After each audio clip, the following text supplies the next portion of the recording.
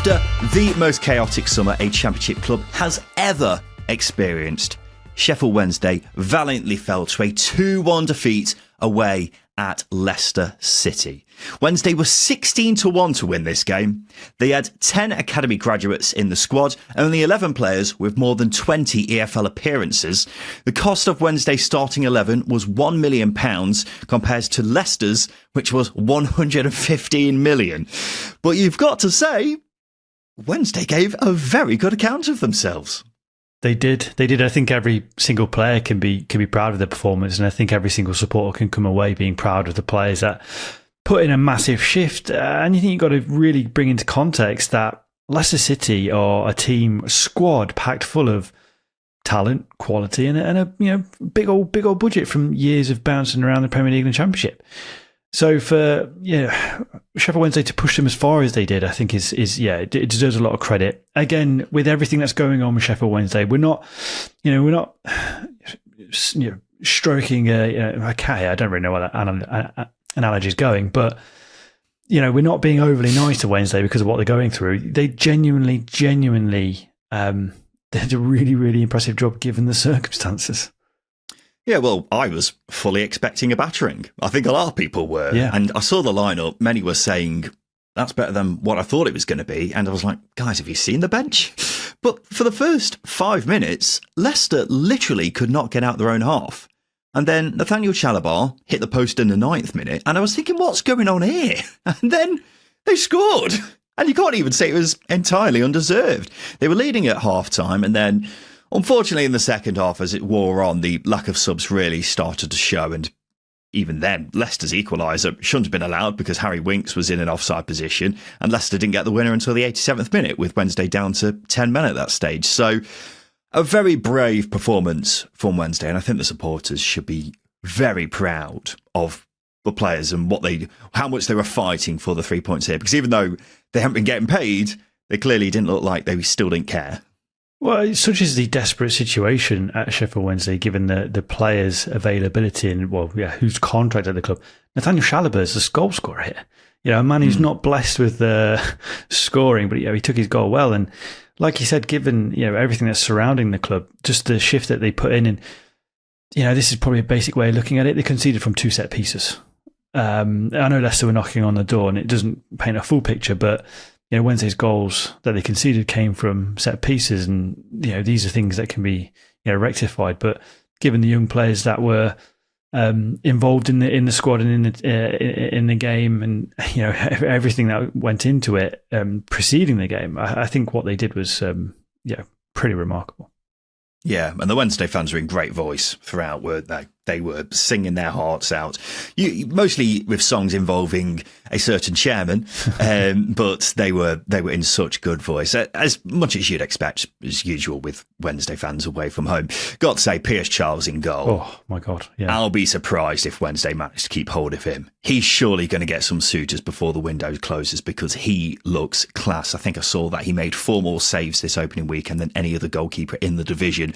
Barry Bannon did play in this one. There were concerns about that the registration embargo would stop him, but it was confirmed just hours before kickoff that he was being allowed. And what a legend he is, even though he got sent off. Let's talk about the protest, Justin, because there was all sorts going on. There was a plane which flew over with a banner saying Depon Chansiri out, but most notably the away fans, who mostly stayed outside the ground until 5 minutes after kickoff. It was so that a banner saying SWFC for sale, enough is enough, could be clearly seen in the away end for the Sky cameras. And then when the fans started coming back into the ground, there was this incredible moment where the Leicester fans gave them a standing ovation. Just a genuinely beautiful moment of solidarity there, Justin. I thought it was brilliant. Yeah, there'll be a lot of sceptical people, I imagine, but I don't think you can really take it away from the supporters and obviously the support, because I think a lot of people can circle around and take the piss, but actually it's something that I say all the time, and I've said it in very recent episodes. This can happen to any football club. So I think supporters showing up in the sense where there is just genuine support for another set of fans and what they're going through, I think is a very rare thing, but a wonderful thing as well. And it highlights the I wouldn't say the human element of football, but it's compassion, and it's something that lacks in the modern game between supporters, and obviously we all consume everything off social media as well. And yes, you can lack compassion. So this to happen, I think, is a great thing, and it should be celebrated, because any club that goes through this, I hope that supporters everywhere will have a similar reaction. Yeah, and you're right. There have been some people who have been critical of it online, and to all of them, I would say, go fuck yourself, because I think it was a genuinely nice and poignant moment. I don't understand why so many people have to be cynical about everything all the time, but you're absolutely right, Justin. This could happen to any club. Leicester fans, I'm not saying it's happening to them, but they are certainly finding out right now about their owners not necessarily being the best. And I would say well done to them for doing their bit on this occasion. Away from the game, this is the latest for Wednesday, because everything is changing so quickly. It may all be completely different in a few hours' time, but outstanding wages have now been paid. After the club received money as part of the Premier League solidarity payments, it means 2 embargoes have now been lifted. However, a fee restriction remains in place, and it's also believed to be far from certain that wages will be paid on the next payday. Meanwhile, the squad are being told that a takeover is coming amidst the threat of further players walking away from their contracts. John Textor's name is one that keeps being linked, although his interest is said to be in the early stages. So that all sounds positive, Justin, but with Sheffield Wednesday, it would be wise not to get too carried away. Well, that's it, isn't it? I think with the volatility of Chancery's decision making, I think it would be the political way of putting it. You can't count your chickens, basically. You need to wait for confirmation and things to be signed and sealed to really, really get your hopes up. But I think things are moving in a direction that they need to be moving in. They're the right direction. It's slow, but I think the positive thing out of all of this, weirdly, is the issues have been rumbling on since sort of last March when missed payments began, and therefore the pressure has started to ramp up from that point. And the severity of Sheffield Wednesday's situation with players and contracts and everything only goes to highlight the severity of the situation overall. So I think that does actually contribute to people being interested in Sheffield Wednesday and it moving in a direction it needs to go. Yeah, well, hopefully a takeover does happen quickly. One final thing on Wednesday. The former assistant there, Chris Powell, did an interview this week where he revealed Wednesday had a player last year who they could have sold to Wrexham. Wrexham got in touch, asked for the price, and they said it's this. That player then scored, and Chancery said, OK, let's double the price. When asked why he said that, he said, he scored, he's worth more. So business. I think that just sums up what a lot of us know. Dejphon Chancery doesn't understand football. A quick word on Leicester, though, Justin. Let's make no bones about it. This was an embarrassing performance from them. It was a bit of a no-win situation for them anyway, because they were expected to beat a depleted Sheffield Wednesday team. But struggling to beat them like this in the circumstances, that's bad on their behalf. I think that's maybe a little bit harsh because really? I think the emotion of a game like this for a team involved ramps it up by 1,000 and makes it even more difficult to play. I think Harry Winks coming on at half time really helped Leicester gain a little bit more control in the game. I know he said after the game that they've been working on set pieces. That came to fruition because both the goals came from set pieces, so that was a positive. That being said, you can come away and be disappointed with certain individuals' contribution, and it wasn't really until the 60th minute, 70th minute that you start to see a bit of a flow from Leicester, and that's maybe with the emotion, sort of draining out the Sheffield Wednesday players as the game wore on. So I think embarrassing is probably a little bit harsh. Not quite up to a standard you need to be on a week-by-week basis. Yes, definitely. That being said, game week 1. I think that's very generous because considering the amount of talent that they have in that team, I mean, we've been talking about it in the past week, in terms of the squad, it is to a certain extent, a Premier League squad, £115 million worth of talent there. They should be seeing off this Wednesday team pretty easily. And the fact that their equaliser only came from a goal which shouldn't have been allowed because Harry Winks was in an offside position, I think that's not good at all. And Leicester even booed off at half-time. So, yeah, a concerning start, I would say, for Leicester. They should have won this one easily, and they made very, very hard work of it. So considering some have had quite hopeful expectations for Leicester this season, despite what's going on off the pitch. I think this was definitely a cause for concern, put it that way. But either way, it's the first weekend in a while where it's been more enjoyable supporting the blue half of Sheffield instead of the red, because in a rematch in one of last season's playoff semi-finals, Bristol City managed to get revenge on Sheffield United by thumping them 4-1 at Bramall Lane. 3-word reviews for Bristol City. Spudwave on our Patreon says, well, bugger me. Will says, Gerhard Struber sexy. Matt says, sexy Struber ball. Cider Fueled City says, cider drank excessively. For Sheffield United, FG says, Chris Wilder, please. Dave says, we were gash. Blade Shirt says, absolute shit show. Gaz says, must do better. Yeah, a disastrous start for Rubén Sellés at Sheffield United, Justin. Yeah. It wasn't great. It wasn't great. I think just to give them a little bit of credit, scoreline tells you Sheffield United got hammered. They deservedly lost. But did they get hammered? I don't think so. I think a really poor start from them threw up more red flags about the squad quality than it did the style of play. But yeah, Rubén Sellés is going to come under the microscope, and rightly so. It's his team. That being said, the quality of the squad was lacking. I felt Bristol City were miles ahead, which was a frightening thing considering pre-season expectation of both. Well, I agree that the scoreline perhaps didn't tell the whole story of the game. We'll get onto that more in a sec, because the first 3 goals in this were exceptional, weren't they? The Scott Twine free kick being the pick of the bunch. Oh my God. Word, Justin, that was filth. I don't know why we're sort of sit here going, oh my God, because Scott Twine can do that. It was a beautiful free kick. Obviously, it's not what you need in your first home game from Sellés' point of view, but that level of quality from Twine 5 minutes into the new season is just outstanding.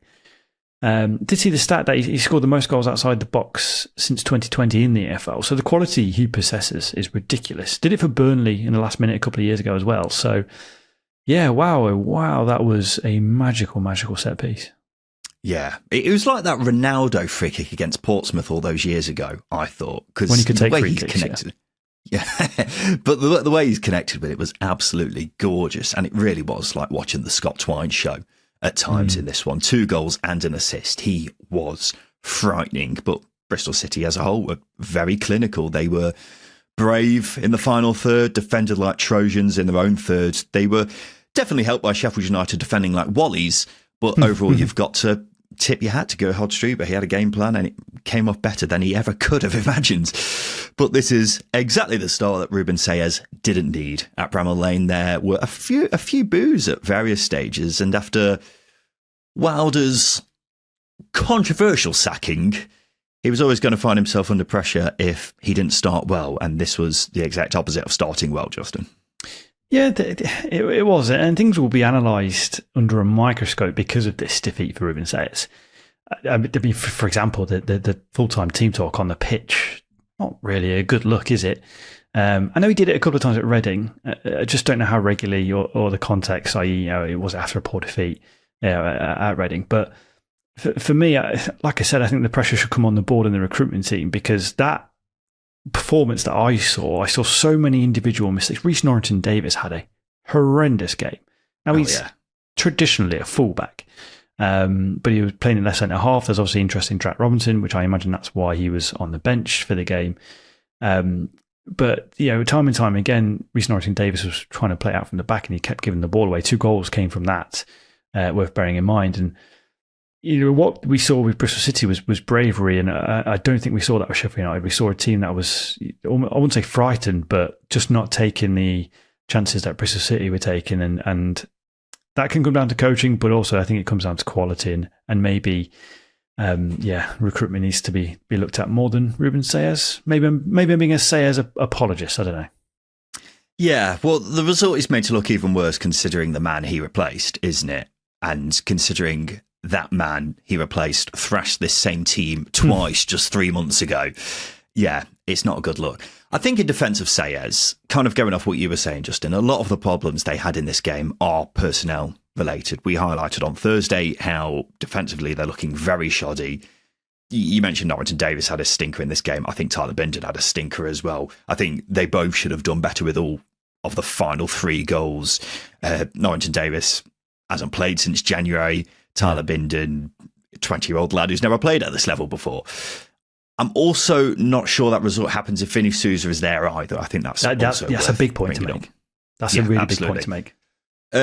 So I personally think you can give Sellés the benefit of the doubt, even though I thought the decision to take off Louis Barry when they were 4-1 down was strange. He looked to be their most dangerous player. But the issue Sellés has got, and it goes back to what I was saying before, is if he doesn't start well, then Sheffield United fans are understandably going to start saying, why did we get this guy in? Wilder could have been doing better than this. And that, through no fault of his own, is unfortunately what he's up against.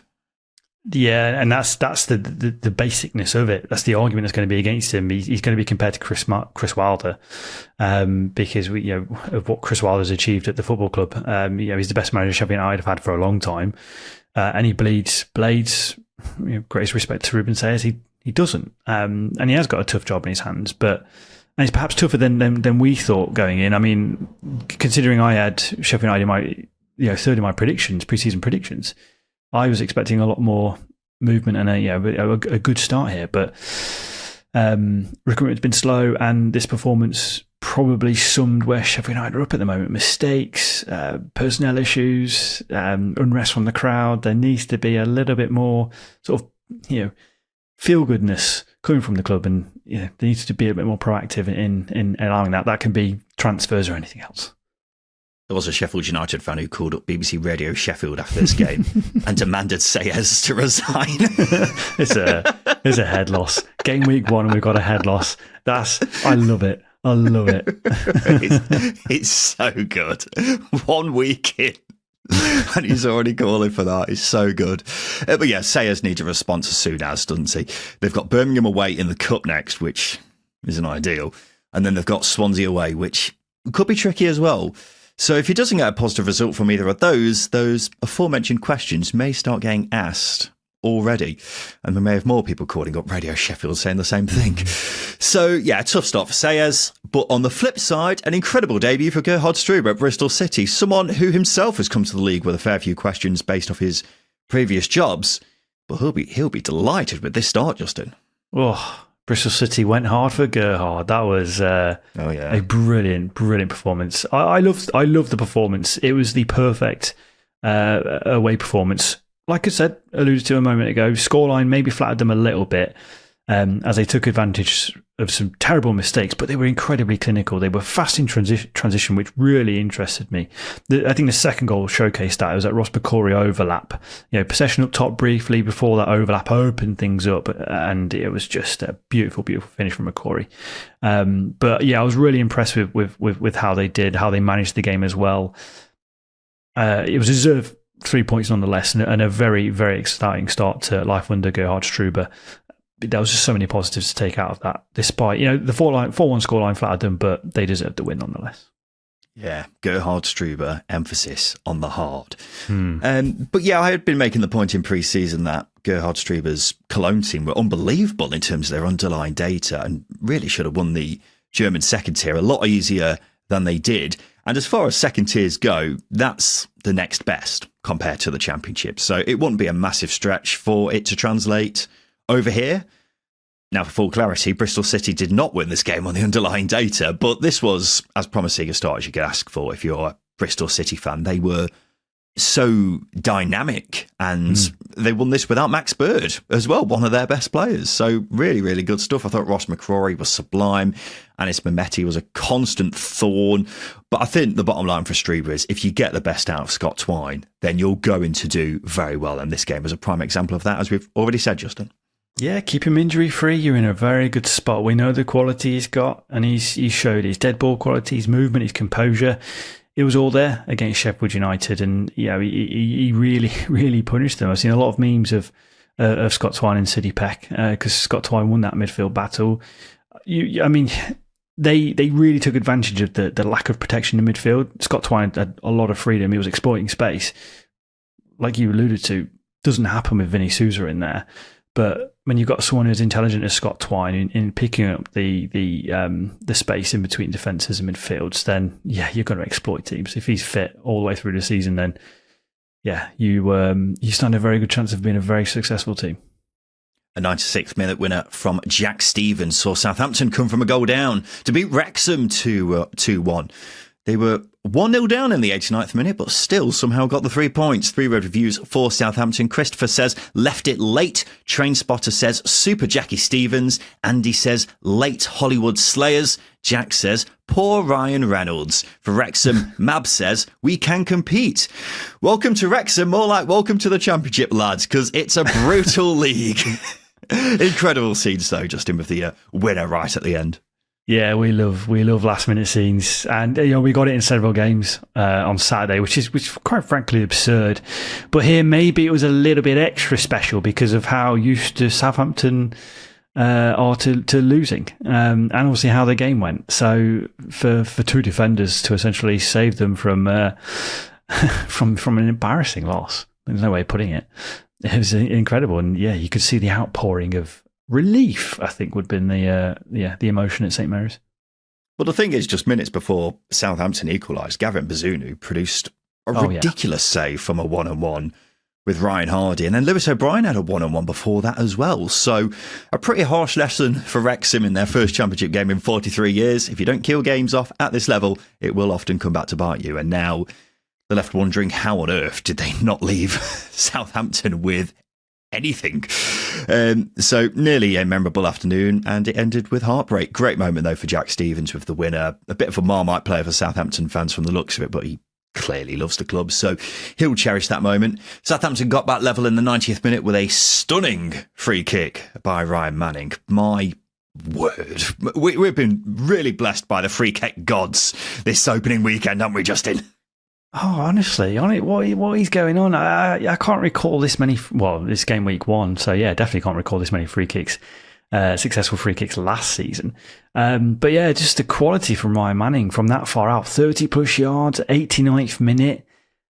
I can't remember Ryan Manning actually having that in his locker.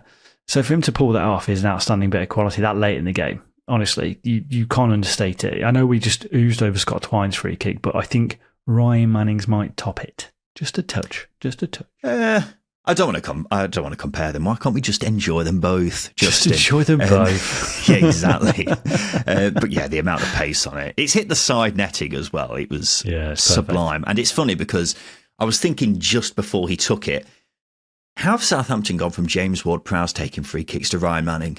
And then he promptly did that. So fair play to him. Overall, though, Justin, you'd be hard-pressed to say it was a deserved 3 points for Southampton. I thought for the most part they were actually pretty poor. Yeah, I think poor's a good way of putting it. They did make the game harder for themselves. I think Will still actually probably made it harder as well, given his selection. That being said, I don't think he knows what his best 11 is yet, which is not ideal when you're trying to move players on. And I suspect that he's playing into things. But the fact that the players that came off the bench had the biggest impact, Ryan Manning's a good example. Damien Downs came on and was good as well. They ended up having it felt like they had about 9 attackers on the pitch come the 90th minute, but yeah, it wasn't a great performance. I thought similar to Leicester, actually, it's managing the emotion of the game, especially coming up against opposition who are really up for it. It's difficult, and like I said, when you're used to losing, that mentality can creep in when you're up against it, and I think it did a little bit, but full credit to them, they pulled it out of the bag.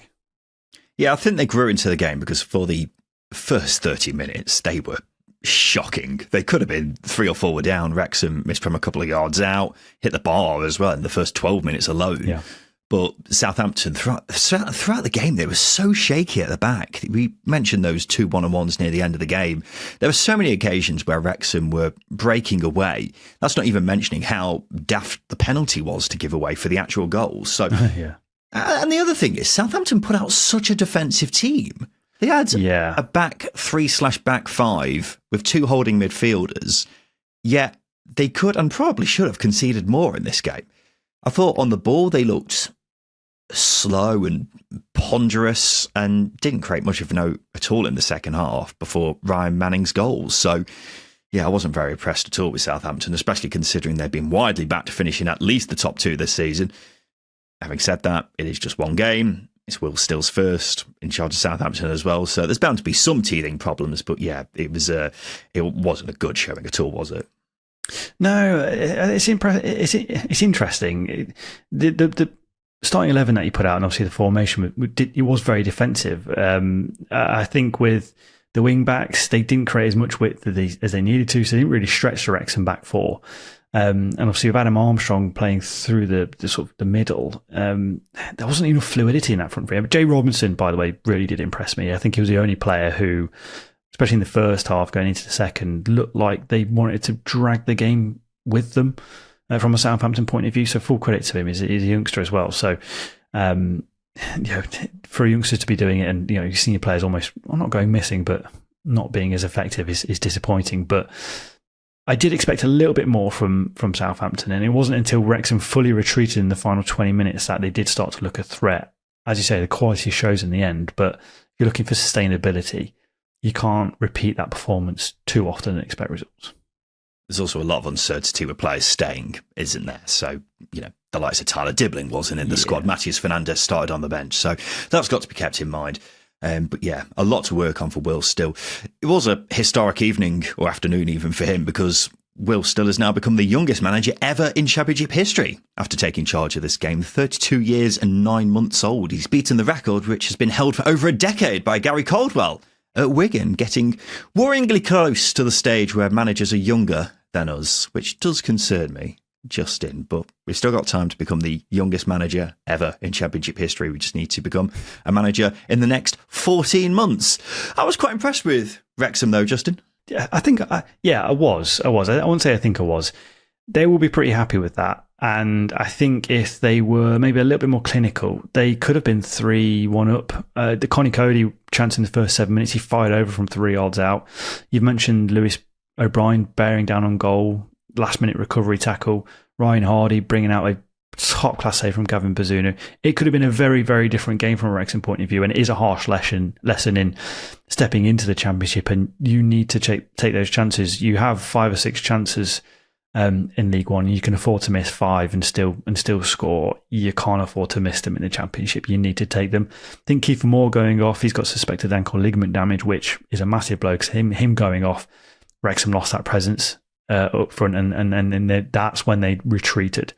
So yeah, it's a disappointing end, but a positive showing. Josh Windass looked unplayable in the first half, by the way. Really, really enjoyed his performance. So plenty to smile about, but got to take your chances at this level is what you can say.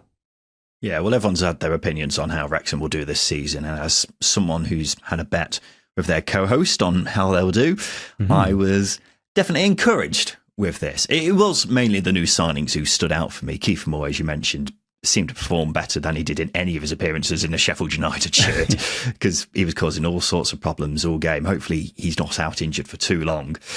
Josh Windass, brilliant. Lewis O'Brien, exceptional in midfield. And defensively, they were great. Very tight, very organised. Southampton really struggled to break them down, and it only came thanks to a worldie of a free kick. Ultimately, I suspected Wrexham would have a slow start because they're still in the process of making signings for the Championship, but half the outfield players in this game were with them in League One. In fact, 2 of them were with them in non-league. And they nearly got all 3 points at a side who are only experiencing their second season in 14 outside of the Premier League. So I'd be very happy if I was a Wrexham fan, particularly if there's still new signings to be coming through the door. Justin, let's have a quick look at how we did with our predictions in the previous show. From Friday, there was a win for my banker of Southampton to beat Wrexham, never in doubt. There was also a win for your outsider of Bristol City to beat Sheffield United, which went a lot better than I reckon you expected. Yes. We didn't have any luck in the other games. You had QPR to beat Preston as your banker. Derby to beat Stoke was my outsider, which we'll get onto shortly. But that means Justin Peach is 2-1 up after the first round of games of the season, continuing where he left off from last season. Buzzing. That's all I can say. Very happy with it. And, there's no surprise here. You defend your title, you keep going. I'm Pep Guardiola of 5 years ago. Ruthless. Such a humble little bellend, isn't he? But we'll be back again with some more predictions next Friday. Justin will have a quick break. After that, we'll talk about more of the action from across this weekend, including a controversial evening at St Andrews.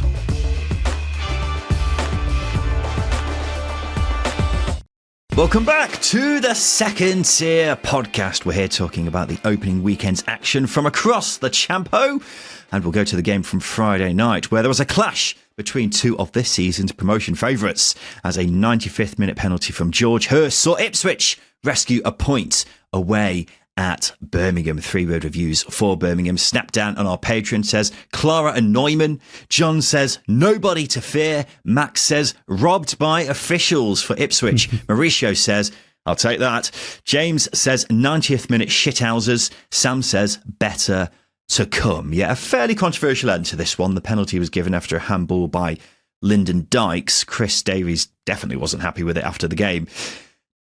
By the letter of the law, Justin, it is a penalty, but should it be? Yes, Dykes' hand shouldn't be up there, but it's hit him less than a yard away. It just doesn't feel right with me. Yeah, I agree. I completely agree. It is a penalty by the letter of the law. However, the rule is a bit fucking stupid. Come on. Lyndon Dykes' hand is there for a millisecond. It's not unnatural to jump with your arms. So I just don't understand what Dykes is supposed to do. He's mid-air. He's using his arms for leverage. He's not even looking at the ball, but somehow it's a penalty. It's just a weird rule that needs changing. We have the perfect position of hindsight in games happening this weekend.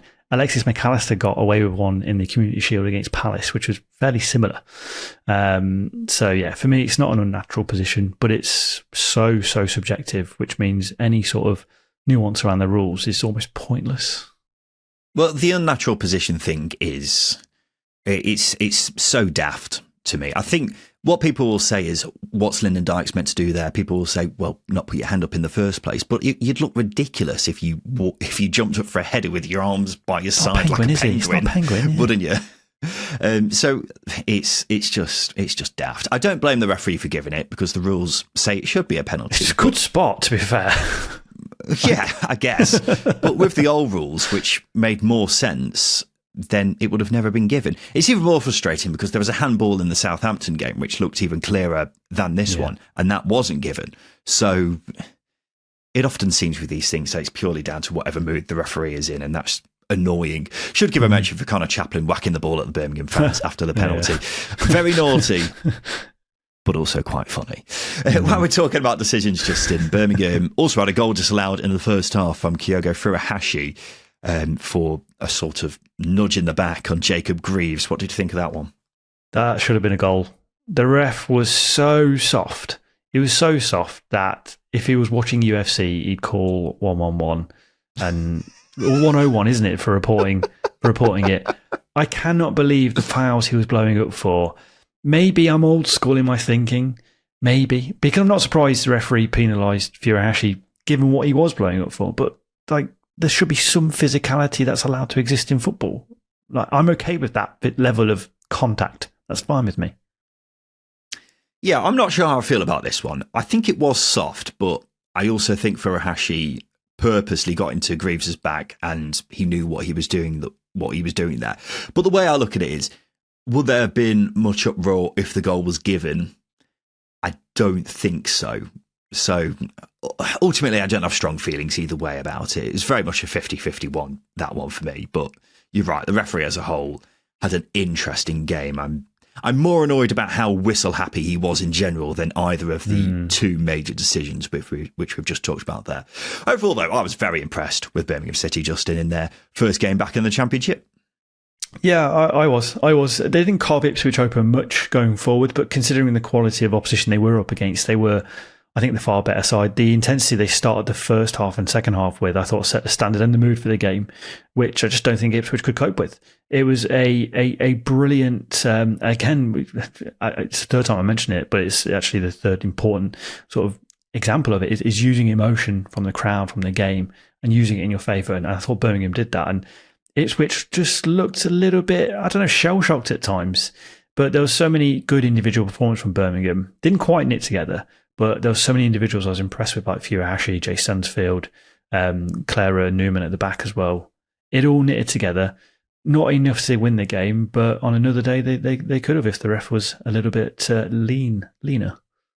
Yeah, well, the atmosphere definitely helped because it was like a cauldron at times at St Andrews, wasn't it? The supporters were definitely up for it. And if this game was anything to go by, it's going to be a very difficult place to go for teams this season. And as someone who backed Birmingham to finish in the top 2 this season, I definitely came out of this with more encouragement. Throughout this one, you wouldn't have guessed which team was in the Prem, which team was in League One last season, because Birmingham were the better team throughout the game, particularly in the first half. 65% possession they had. They got in Ipswich's faces. They were aggressive. They were pressing brilliantly. I thought Paik Sung-kyo was great in the middle of the park. Asai Samuel at right back was exceptional. Damari Gray looked dangerous on the wing. A brilliant debut for Kyogo Furuhashi, and a great night for Jay Stansfield getting the goal, considering many, including some on this podcast, have been critical for how many goals he got last season from the penalty spot. I think he showed just how good he was. He did the little feint before the goal, but just in general, he works tirelessly and can make things happen. But the thing I will say is Birmingham are almost certainly going to strengthen further in the next few weeks. So if this is them not even at their full evolution, that is very, very exciting. It is exciting. It really is. I think they're probably a wide player short, and still maybe a creative option as well in the midfield. But I think what I saw from Birmingham was an intensity, a lot of quality, but it didn't quite piece together against a very good side in Ipswich. But like you said, if this is them not quite at their best in terms of personnel availability, then what they can possibly achieve this season. It's just game week 1. We know this, but you set the standard early, and that's what you put up against a team who are fancied to win the league. Yeah, Birmingham were much the better side here, and Ipswich weren't, and that's a scary thing, I think, for the rest of the division. Yeah, the thing is as well, Tommy Doyle was ill for this one, and if it wasn't for that, he probably would have been the number 10, and you'd have had one of Stansfield or Furuhashi possibly missing out. But you've got new signing Marvin Dukes to come in. I'm very interested to see how this all fits together. I imagine in the long term, Stansfield will play more on the left like he did a few times last season, and then Doyle as the 10. But that would mean either Dukes or Furuhashi missing out. So I don't know, and that's before what I would expect is even more new signings to come in. So it's going to be very interesting to see how Davies deals with all that. Certainly not a bad problem to have, though, is it? What did you think of Ipswich in this one, Justin? You said they looked a bit shell-shocked in this one. Yeah, shell-shocked. Shell-shocked is one way of putting it. I thought that their inability to get key players in good positions was very, very interesting. They looked uncomfortable with the ball. I didn't see Sammy Szmodics be a danger, nor did I see Jack Clark isolate any fullbacks. Their best chance was a Sammy Szmodics chance in the first half. They didn't test Ryan Alsop at all. It was a disappointing display where the right hand side was also redundant. All the good things that we expect from a Kieran McKenna team, like dynamic wing play, cutting through opposition, it wasn't there. Kieran McKenna acknowledged all of this. He said it's going to take a little bit of time to bed back in, but it's just disappointing. That being said, this would be one of Ipswich's harder fixtures this season, so they come away with a draw. You take it. Probably a little bit fortunate given the decisions that went against Birmingham, if I'm, from my point of view. But yeah, disappointing start. You can't get worse than that, I think, from Ipswich's point of view, maybe.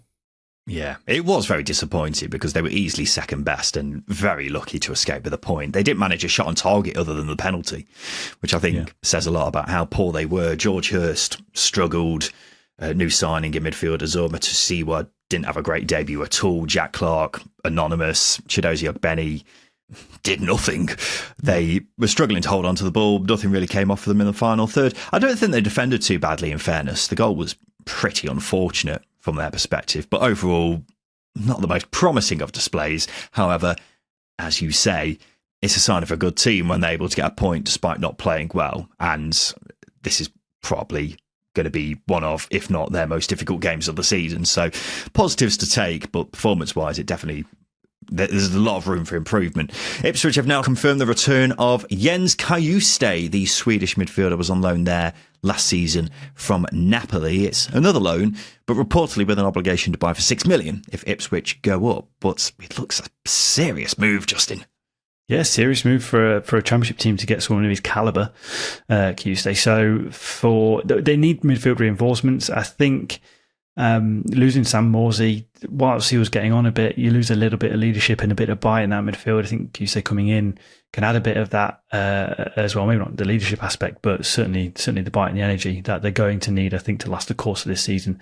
Still think the midfield does need beefing out a little bit, but this is a very good start. And I think some of the issues that they face against Birmingham, i.e. Birmingham, the physicality and them cutting through them a little bit, those problems can be remedied by Kayustay's influence in that midfield. So, yeah, very good signing. Yeah, well, they signed him last season because they thought he'd be an important player for them in the Premier League, and now they've managed to get him back in the Championship. So, a serious bit of business. And George Hurst was saying after the Birmingham game that he's one of the best he's ever played with. So, him and Matusiwa in that midfield too will be very strong. It wouldn't surprise me at all if Ipswich do get promoted, that those two are playing regularly for them in the Prem. So yeah, could be a serious bit of business. One final thing I've got from this game, Justin, is Ashley Young, who made his debut. And it suddenly occurred to me that he will almost certainly be the last player to ever play in the Championship who also played in the second tier when it was called the old First Division. And that's pretty good going from him in that, isn't it? That's very, very impressive. He's pushing he's 40 if he's not 40 already, but yeah, he is, isn't he? The scary thing is he still looks 30. So if I could age like Ashley Young, I'd be delighted. If I could look the same now that I am when I turn 40, not going to happen because I'm aging at a rapid rate, probably because of you. But yeah, it's incredible. Ashley Young's still going, Cristiano Ronaldo's still going, but Cristiano Ronaldo gets all the plaudits for playing into his 40s. Look what Ashley Young's doing, coming on at St Andrews. Yeah, setting records by doing what I just said. He turned 40 last month, so there you go. Well done, Ashley. Look at that. Breaking records all over the place.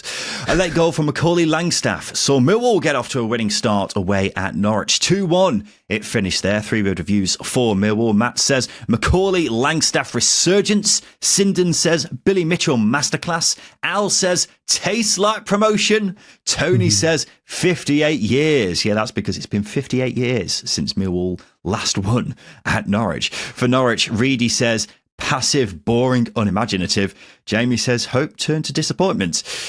Yeah, a lot of people, including us, have high hopes for the Wall this season, Justin, and this will have only added encouragement. What a result for them.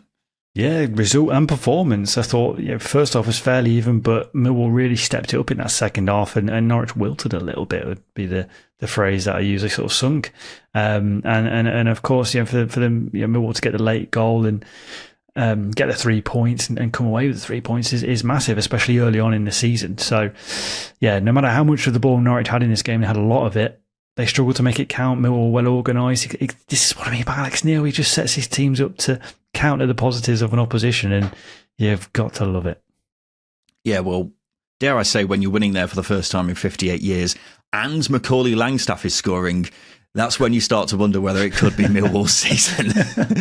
I mean, they started slowly in this one. Norwich had 8 shots to Millwall's 1 in the first 43 minutes, but they suddenly sprung to life and scored at the start of the second half.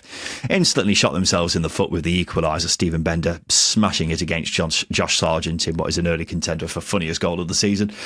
And just a few minutes after that, Femi Aziz missed an open goal. So their heads very easily could have gone, but they stuck to it and got the winner in the end. And it's not only the first time they've won at Carrow Road in 58 years. They've also won at a ground where only 6 away teams have won since November 2023. And that perfectly sums up why we're so excited about Millwall, Justin.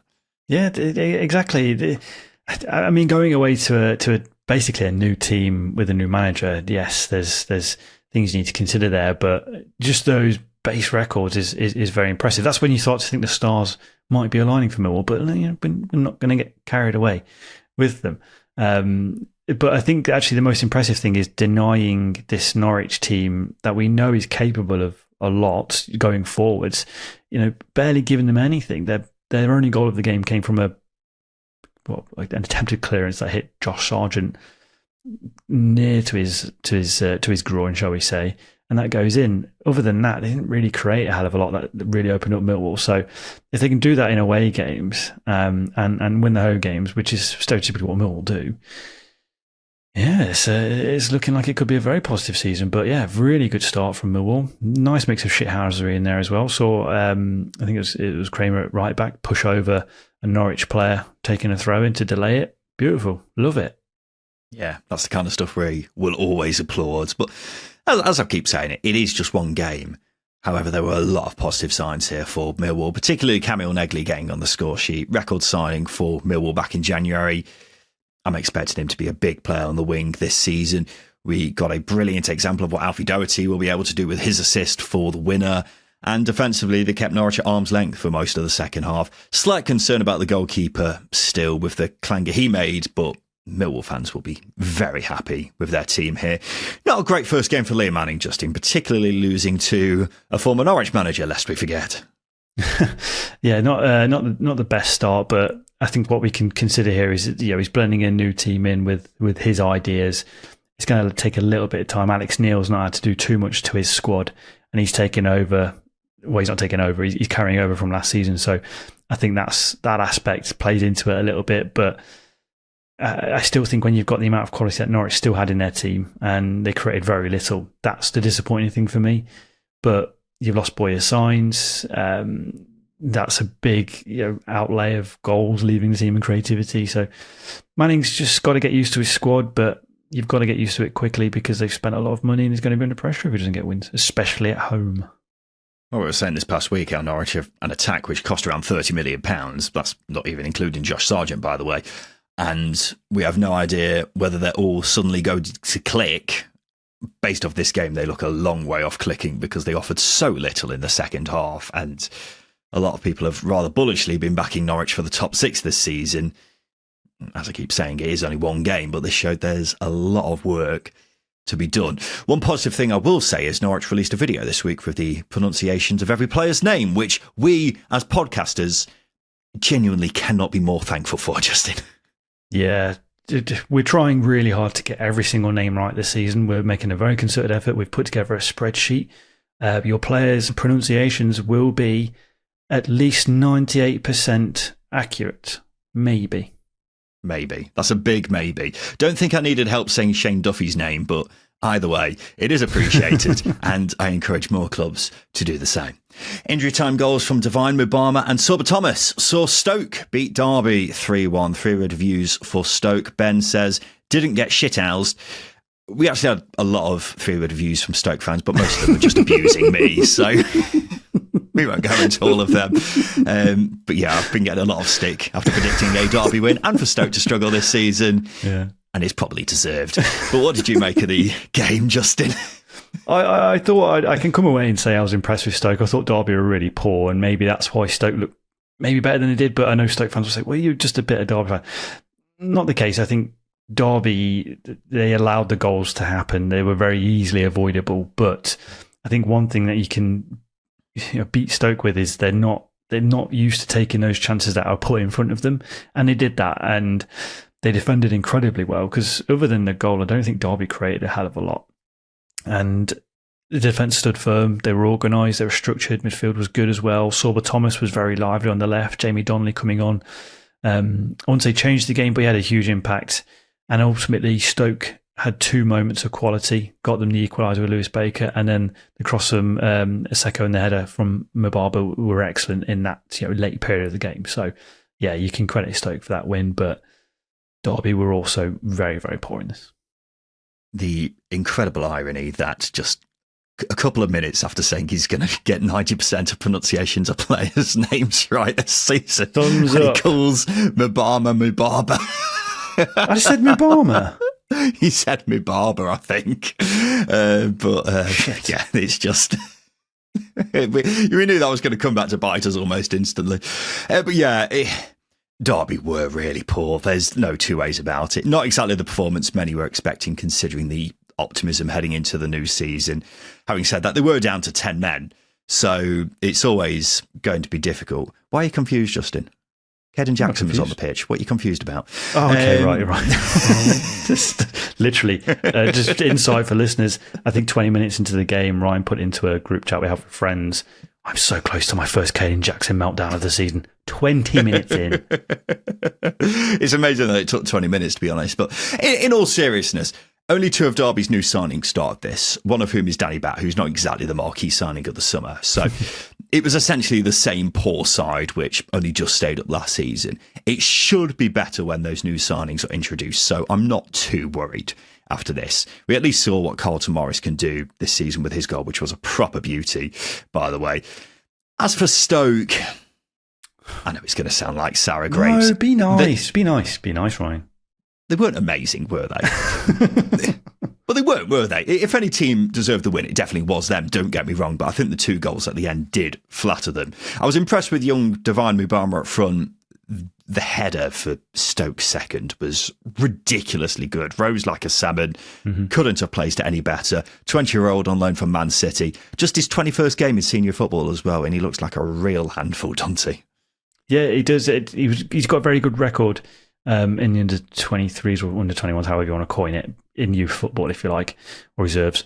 But I don't know, it doesn't always translate to the Premier League, but I've got still in front of me at the goal. He's out jumped a very experienced Danny Bart and got ahead of him. So yeah, his ability to read where that ball was going was very impressive. You can't understate it. So yeah, it was a great header. I think Stoke have relied heavily on loan strikers, and they've always delivered. This might be another one, hopefully. Fingers crossed. Well, considering they were one of the lowest scorers in the division last season, they'll be looking to him to help alleviate that, won't they? So, yeah, I was impressed with him. While we're on Stoke, Justin, big news! They've re-signed Stephen Nzonzi. He left Stoke 10 years ago and has now returned at the age of 36. Big news right here. It's massive news. He puts the championship on the map. Do you know why, Ryan? Go on. He's the only World Cup winner currently playing in the championship. This man's won the World Cup. Oh, okay. 2018, obviously with France. I'm just more questioning whether anyone else has won it. I mean, the first person who comes to mind is Moussa Sissoko, but I don't think he was actually in the 2018 squad. I think that's a Mandela effect where we all convince ourselves that Moussa Sissoko was in that squad, but he wasn't. Yeah, I think you're probably right. But yeah, that's pretty good going, really, isn't it? I mean, he spent the last 3 years in Qatar, Turkey, and then was in Iran last season. So I don't know what level he's at nowadays, but he was unbelievable a few years ago, wasn't he? As you say, involved in the World Cup squad, which France won in 2018. So initial feelings is that it's a vibe signing more than a logic signing, but maybe he's still got it. We don't know. By all means, prove me wrong, Stephen. And we'll finish with a 93rd minute winner from Harvey Nibbs, which saw Charlton get a victory over Watford on their return to the Championship. 3-word reviews for Charlton. Lisa says, "We are back." Jake says, "Never give up." The highlight of this has to be Nathan Jones celebrating that winner. He is absolutely unhinged, isn't he? He's just boiled the piss of so many people on the internet. Oh, people properly hate him on Twitter, don't they? We put the video out of him celebrating, and you've got 200 odd comments all saying virtually the same thing: wanker, bellends, etc. I think he's class, though, Justin. I want my manager doing that, because it is gold, and ultimately, if he's your manager, you love him. If he's not, you hate him. I think even when he comes to Pride Park, I will dislike him. Despite loving him, I'm going to hate him for 90 minutes, because he's going to do stuff on a sideline, on a touchline, that's going to piss me off. But it doesn't really matter. The man is just pure, unhinged passion. There's no two words about it. The celebrations are one thing. He bites his fingernails so there's nothing left. He lives every single moment of a football match, and that last minute winner, like, you feel it when he celebrates like that. You feel it. Obviously, you get everything from the fans, but him celebrating like that is just like, wow, this a last minute winner. Shit. Yeah, and maybe he is playing up for the cameras, as a lot of people have suggested online. But who cares? It's funny. I think it is anyway. And the question I would ask you, Justin, is if he's celebrating like that after scoring a last minute winner against Watford, how would he celebrate if he won the Champions League? Like, genuinely, we're talking about spontaneous combustion, really, aren't we? He's a very religious guy, isn't he? So I think there'll be some sort of... Yeah. So I think there'll be some sort of... He will just start to elevate. That's all I can imagine. There'll be so much energy pumping from him. He just elevates forwards with his arms out. It will just be incredible. A miracle. Yeah. Like Dragon Ball Z, something like that. I think we definitely see him explode. Dragon Ball Z. It's because they do like the power up thing, don't they? I've never watched Dragon Ball Z, so I don't know, but something like that. But yeah, I think we're definitely talking about him doing some sort of biblical rise or exploding, or at the very least, we're seeing a penis. So I would love to see it. A lot of people will say they are seeing a dick right now, not literally, but yeah, not many people like it. Yeah, I think we got it, mate. Don't worry, you don't need to explain yourself. But yeah, what a bloke! I absolutely love him, and I'm looking forward to seeing more of that because this is literally the first game of the season, and he's already celebrating. It's the first game of the season. But look, it looked like a really good crowd at Charlton for this one. Yeah. There was a video from the Watford end of the Charlton fans celebrating the goal, and it was amazing. It's always one of the most low-key amazing things in football, isn't it, when you're an away fan and you suddenly have thousands of people around you simultaneously celebrating all at once. It's quite something to behold, really. And you'd probably say Charlton deserved the 3 points in this one as well, even though it came so late in the game.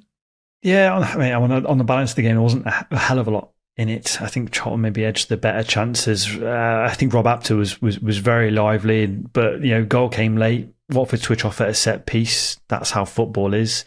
And Watford ultimately gave Nathan Jones, former Luton manager, the fuel he should never have just by switching off at that set piece. So I think Charlton will be quite pleased with what they put out, considering the budget. So I know Charlton has spent a lot of money, but so Watford, and ultimately I think Charlton kept Sevic busy in the Watford goal more often than Kaminsky was. So yeah, decent opening performance from the Addicts, and hopefully we see more scenes like that. We need to, I think.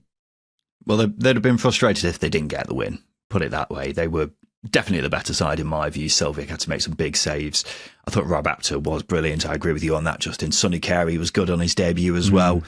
And apart from a penalty shout in the second half, Watford didn't really come close to scoring. So a very good start for Charlton. Very, very promising one at that. Right, Justin, we've gone through our big games from this past weekend. It's time for the polls. This is the part of the show where we give the listeners 3 questions on Twitter because we want to get their thoughts, or X, because we want to get their thoughts on everything that's going on from across the Championship right now. So the first question we put out was this: who's winning the Championship this season? Birmingham City, Ipswich Town, Leicester City, or Southampton? Well, you said Ipswich in the league table predictions. I'm going to assume that's not changed after one game. No, it hasn't. But the irony is the only team that had a good performance was Birmingham out of all those teams, which is just quite funny. But yeah, I would go with Ipswich. But look, Birmingham deserve their flowers. 44% of people said Ipswich, 22% said Southampton, 20% said Leicester. 14% said Birmingham. After their heroic performance against Leicester, could you see Sheffield Wednesday staying up, yes or no? It's weird, isn't it? If they can recruit extensively or allowed to recruit extensively over the next couple of weeks and they get a semi-competitive squad in, I think the emotion could carry them alone to being a team that could possibly stay up. But no, I don't think they will. They have been linked with a few players, haven't they, on loan recently? But even then, the only way I can see them realistically staying up is if a takeover gets done in like the next couple of months at the very latest, and then they can sign some free agents, and they got January to look forward to. But even then, you've got points deductions to consider, which I imagine will happen at some point. Yeah. So yeah, it's not going to happen, I don't think. 70% of people said no, 30% said yes. So there is some hopeful fans out there. And finally, what's the best film franchise? Fast and Furious, Lord of the Rings, Marvel, or Star Wars? Justin, we know what you're going to say. Okay. My favourite is Star Wars, but the best franchise is Lord of the Rings. Okay, fair enough. 35% of people said Star Wars, 31% said Lord of the Rings, 24% said Marvel, 10% said Fast and the Furious. Anyone who said Fast and the Furious, just no. Just stop listening. Just leave. Because you've got clearly very, very poor taste, especially if you're comparing it to those 3 film franchises as well. What is going on there? Ladies and gents, this has been the Second Tier Podcast. But if you're a Patreon subscriber, don't go anywhere. We've got the extended edition of the weekend show coming up, which we like to call Some More Time. We'll be talking about our forfeit for the coming season and the preview show.